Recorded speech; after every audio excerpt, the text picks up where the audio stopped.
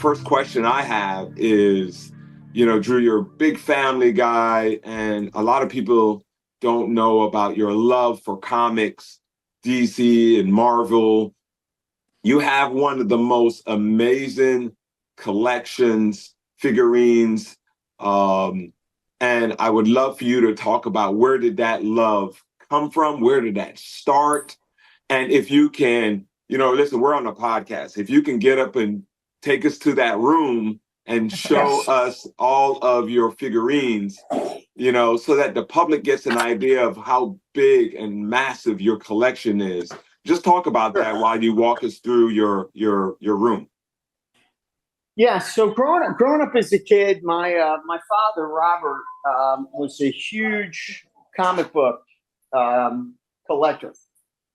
So in the early 70s, he introduced me to comics, and I fell in love with comics. And what I loved about comics was the heroes. They were larger than life, and they were good guys.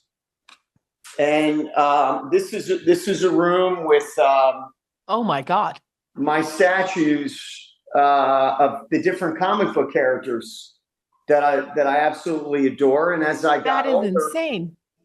Yeah, it's so awesome. It's a pretty unique collection that Rob's alluding to. It looks like a store. It really is. It really is. You'd be hard pressed to find a collection like this anywhere. But what it represents for me is what I enjoy about superheroes is as agents.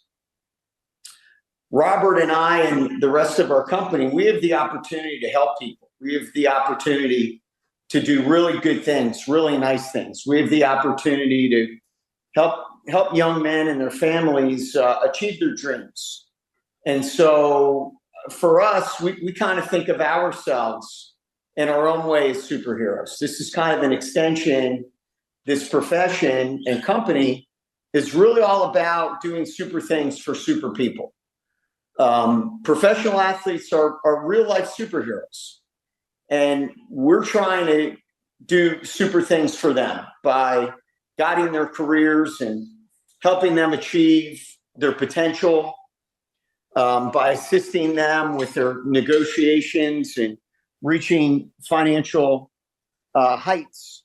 And so that's kind of the extension of superheroes. You know, we kind of see ourselves as super agents, if you will, in the ability to do great things for our clients and really push ourselves. You know, one of the things that I always looked up to with my comics and superheroes was, you know, their ability to make the most of themselves and their ability to do extraordinary things.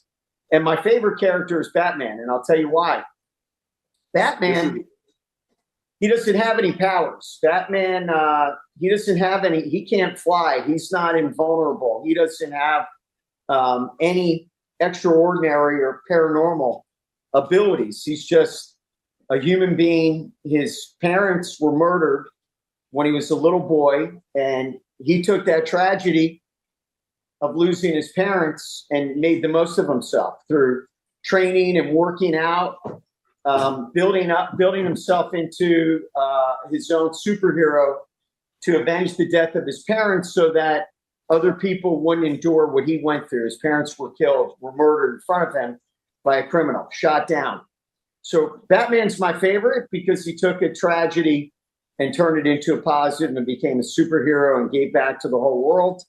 He doesn't have any superpowers, but some would argue that he's the most formidable superhero who's even defeated Superman by using his brain, his intellect, and his ingenuity to outsmart people. So that is Robert, fantastic.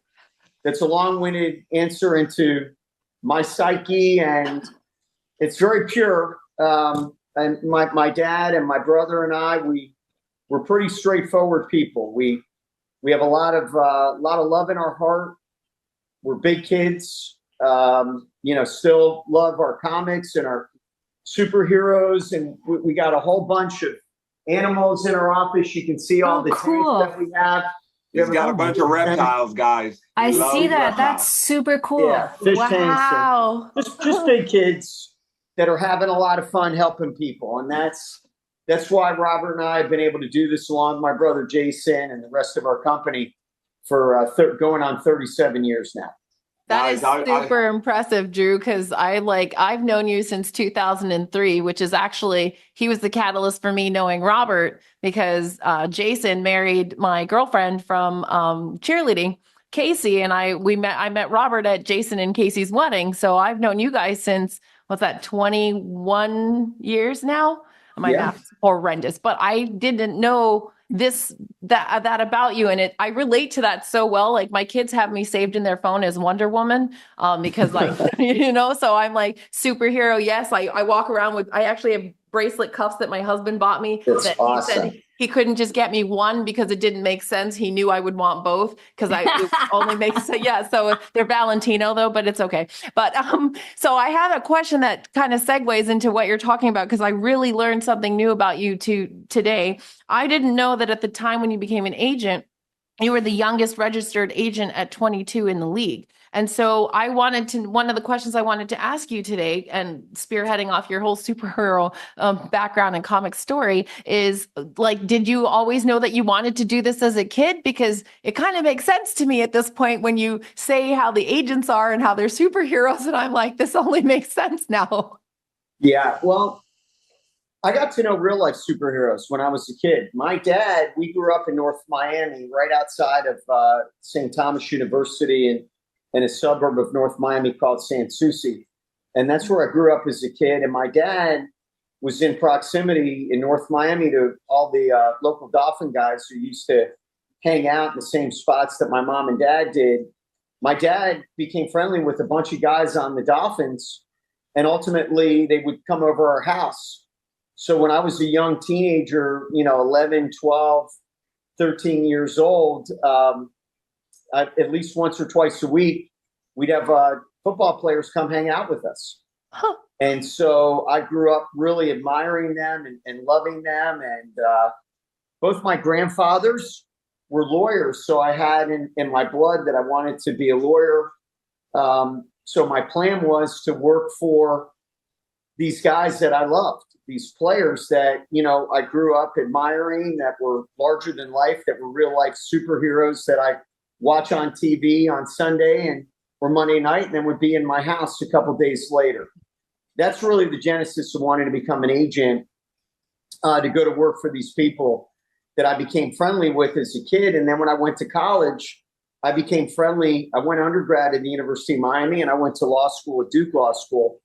But while at the University of Miami, I did the same thing that my dad did. I became friendly with a lot of the players on the football team who I viewed as larger than life, and decided to help them with their work and their schoolwork. I was a good student, and they have a full plate, and just became friends. And the idea really took hold that hopefully one day I could go on and represent my friends.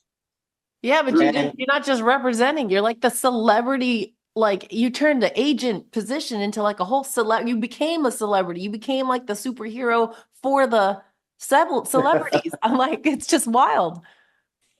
Yeah, being an agent, there are a lot of really good agents that people wouldn't recognize, that they're kind of behind the scenes, or, not nondescript sort of personas in the public eye. And then there are guys like myself and Rich Paul and Scott Boras that, people know in everyday life that just, happen to be in circumstances that become very public. And I've never shied away from that.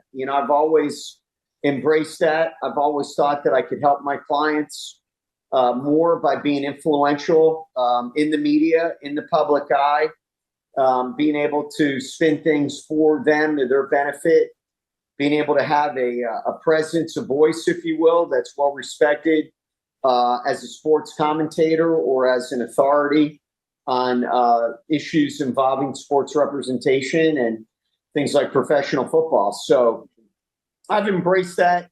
Bailey, Misty alluded to in her introduction that, I've done some unique things relative to commercials and books and covers of magazines and things of that nature. And I'll always try to take the interest in me and try to use that to help our clients. And the more powerful or well-known you can become as a good guy, ultimately is a voice for positive things.